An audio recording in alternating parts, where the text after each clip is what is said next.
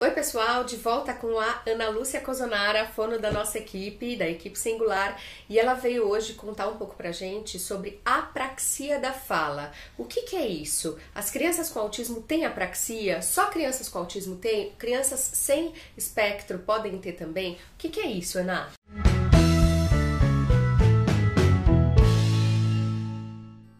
A gente tem ouvido falar muito sobre a apraxia atualmente, né? Porque é um diagnóstico que de um tempo para cá sofreu uma série de modificações na compreensão desse diagnóstico, enfim. Então, é um tema que as famílias têm trazido muito. Não são todas as crianças com autismo que têm apraxia. A gente tem que entender que a apraxia é um problema específico do processamento motor da fala. O que é processamento motor? Não é da boca para fora, é lá na cabeça. Então, assim, não é um problema muscular, quer dizer, a criança que tem a boquinha mole, que respira pela boca, que tem aquela boquinha assim, a linguinha para fora, enfim, que fala muitas vezes errado.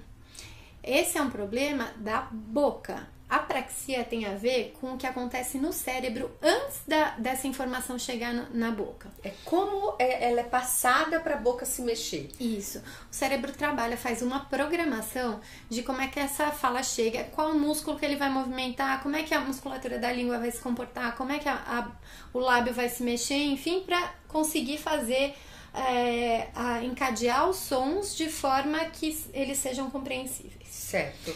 E a apraxia é um problema neste processo. Então, a gente tem crianças do espectro que têm apraxia? Sim, é uma comorbidade. Não são todas as crianças do espectro que têm e nem todas as crianças apráxicas têm autismo. Esse é um diagnóstico que se confunde muito. Por quê?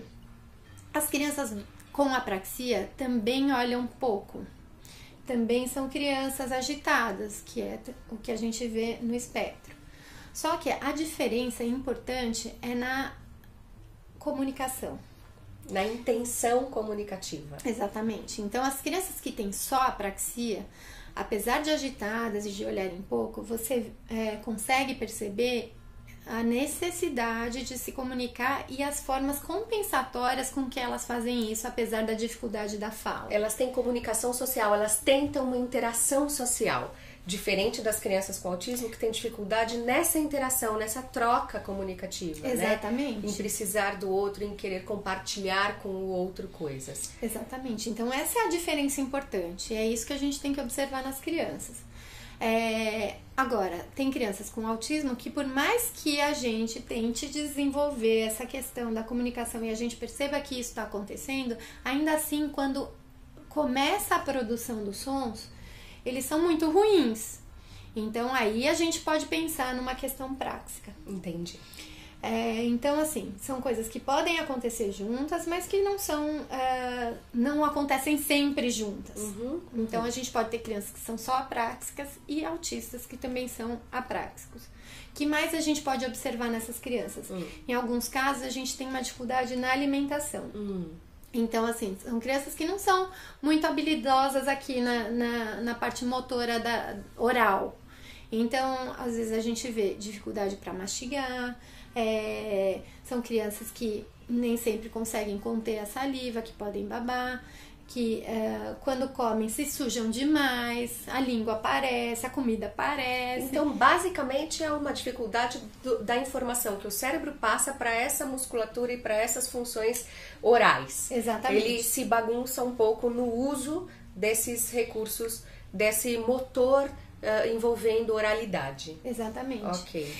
E é diferente da criança que começa a falar e fala errado, que vai passar por um percurso que vai evoluindo. Essas crianças não. Mesmo com auxílio, tem muito mais dificuldade de desenvolver os sons da fala.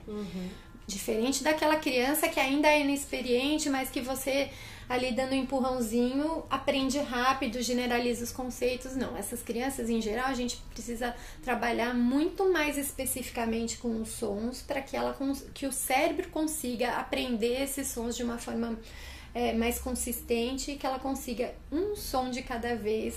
Então, em como processar esses sons, Exatamente. né? Entendi. Então, tem tratamento, dá para fazer terapia fonoaudiológica. Sim. É importante levar num profissional especializado.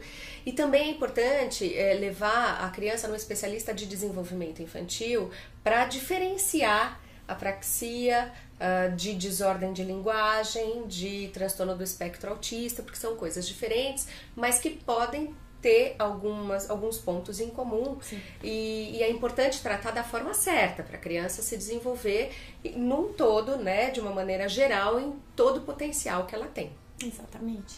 Na verdade, eu acho que assim, hoje todo mundo fala muito de apraxia e isso tá uma coisa que tá meio que generalizando todos os casos. Então, todo mundo é apráxico. Porque geralmente os pais têm uma dificuldade em aceitar o diagnóstico do espectro do autismo. Então, é melhor aceitar uma apraxia, é melhor aceitar um transtorno de linguagem do que o espectro. Mas tem que tomar muito cuidado, porque a gente pode deixar de estimular da forma certa e essa criança, depois de alguns anos, ter um prejuízo porque não foi organizado da maneira que deveria. Sim, e a apraxia é um transtorno complexo da fala. Então, assim, parece que é muito mais vantajoso ter apraxia do que espectro, mas não. Mas é tão grave quanto, porque é um impedidor importante da fala. Então, mas é que a gente ainda tem um preconceito com o tema, né, com o nome autismo, ainda causa um susto nos pais.